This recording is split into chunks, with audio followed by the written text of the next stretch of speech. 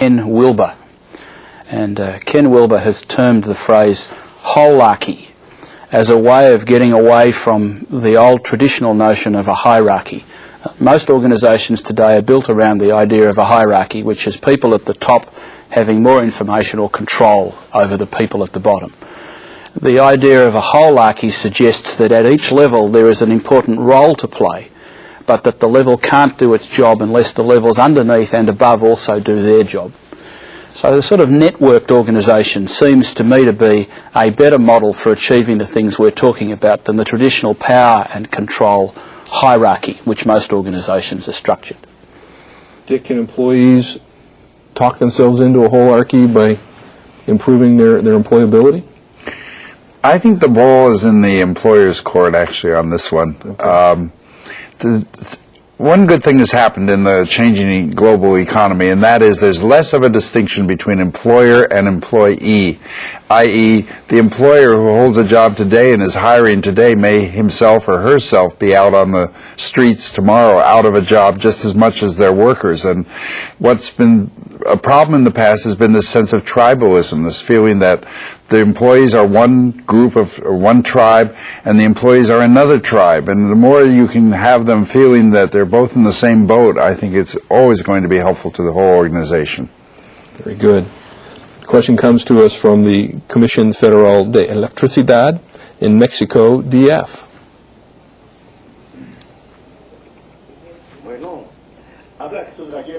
My name is Jesus Gallegos, and I'm calling from SECAP, from Mexico, DF. And we wish you greeting, and we want to greet you and thank you for your clear presentation and for a wonderful topic.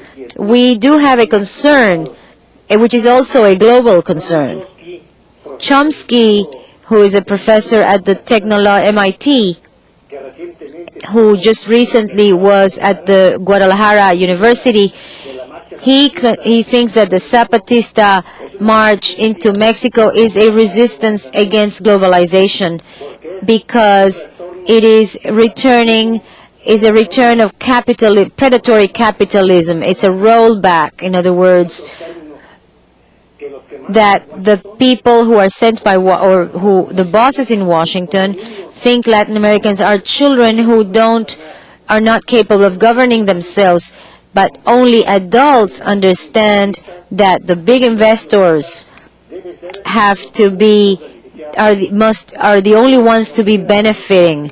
And I would remind all the people who are the bosses in Washington, and that they have to educate the child so that they don't have to punish the adult. Loyalty is an ethical value which is common to shareholders, investors, and workers alike. Otherwise, there will be no productivity, there will be no competitiveness, there will be no profitability either. Mr. Experts, this is a question, this is a concern, and I would like for you to please clarify and comment on this comment. Thank you. Thank you. That's deep. It's very deep. It has a lot of elements to it. So you both have international experience. You both have worked and spoken internationally. Charles, can we talk about the issue of governments and loyalty and political influence and all the things that came up in the question? Yeah, it is a very profound question, and I think what we're starting to see is a move away from organisations and, in fact, governments based on parent-child relationships into more adult or peer relationships. And I think that's a very good thing. I think you're entirely correct. All of us benefit when the lowest amongst us have their education increased to the level where they can compete with us as peers or interact with us as peers. And the more we can organise our businesses and our governments around peer-based relationships, the better off we'll be. Okay. Dick, follow up on that? Yes, it is a theme increasingly in the global workplace about empowerment. It starts with the individual employee who used to depend on the employer to take care of him or her, and now knows they have to be in charge of their own destiny and their own future and take more control in their own lives. If this ethos among employees only spreads to Washington and to other places of power, it would be a very good thing. What I'm saying is the theme is already out there, and it's becoming increasingly important. Therefore, we have to hope that governments also will take up that theme and move toward empowerment of the organizations and the places where they have international relationships. There has to be total systems integration for success, all up and down the line. And Across the world. the next question comes to us from the university in Hermosillo, Sonora. And your question, please. Yes. Greetings from the University of Sonora, and congratulations to Mr. Charles Brass, because we're very happy to see him again. Thank you. And sharing all his vision, his experience, his expertise, and we admire him very much. The question that we have for him is whether or not the focus, the approach in which you learn, it has such an important effect, as he mentioned. Why do we have, in the educational systems of every country in the world, including ours here, haven't we put in practice these elements and these concepts the way we should? And another one, talking about loyalty, why we can't buy or sell loyalty.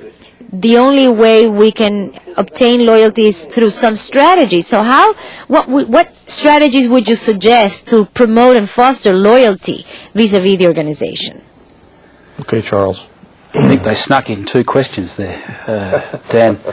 The education question is a big one, but certainly, just speaking for my country, and I really do think it can be extrapolated across the world, much of the education system was designed to turn out the sort of worker that employers wanted 40 or 50 years ago.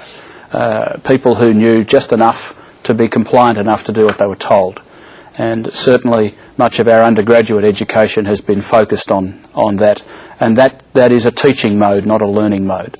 And I think education systems still have a long way to go to recognise that that's not even what employers want in the modern world, and restructure themselves to have the more learner-focused strategy that I was talking about.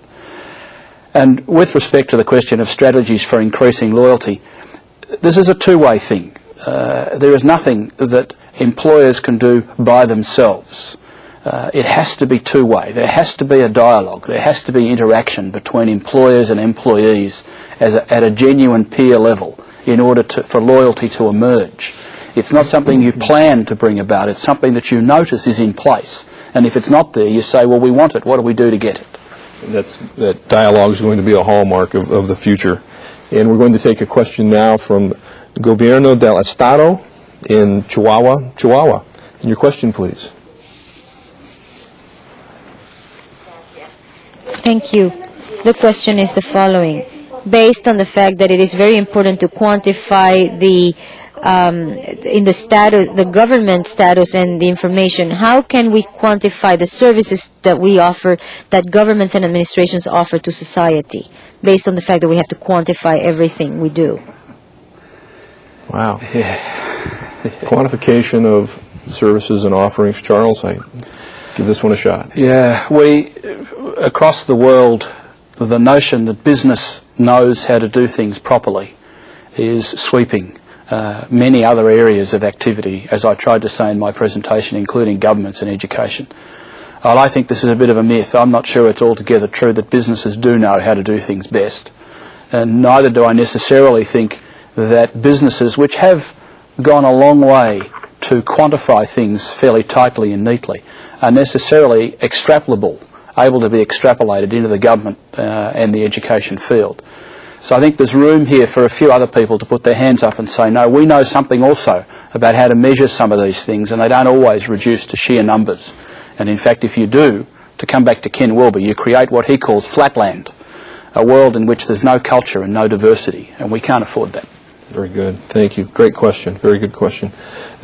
Our next question comes from the Technological Institute in Villahermosa in Tabasco. And your question, please. Indicators about some indicators of the productivity and creativity of people older than 70. what would you say, what would be the global perspective for those people? I thought I heard 70 in creativity and productivity. Dick, you've been promoting your book for several years now. Do you want to take a Several was 30. Okay. We find that people over 70 initially, particularly if they're able to retire, welcome retirement as a rest from work, but after a while become very, very bored. And we're finding increasingly, at least in the U.S., that the people over 70 are wanting to know, what else can I do? And that involves classes, which we have set up in many major cities now around the country. I don't mean to say I've set them up, I mean other organizations have, to help them identify their real skills, the skills they most love to use, not necessarily the skills they use during their productive years prior to 70, and figure out what they could do that would make them feel they were contributing still to productivity. And this has been very successful where these classes have been held. Good. Good strategy, good approaches. And gentlemen, thank you both for your answers, and thank you for your questions. Let's now move to the second module of our program, in which Dick Bolles will discuss the realities of career dynamics.